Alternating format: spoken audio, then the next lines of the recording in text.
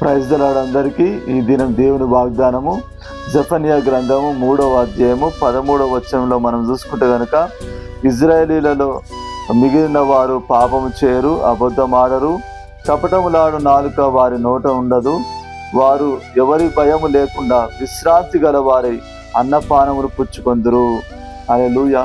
మరి నువ్వు పరిశుద్ధంగా జీవించాలని చెప్పి ఎంత ప్రయత్నించినా కానీ నువ్వు పరిశుద్ధంగా జీవించలేకపోతూ మరి దేవుణ్ణి అడుగుతున్నావా?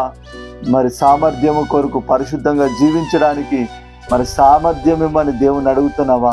అయితే దేవుడు నీతో వాగ్దానం చేస్తున్నాడు. హల్లెలూయా.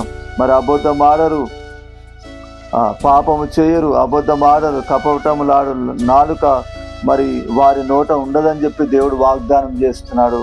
హల్లెలూయా. ఎవరు భయము లేకుండా విశ్రాంతి గలవారై అన్నపానములు పుచ్చుకొందురు అని చెప్పి దేవుడు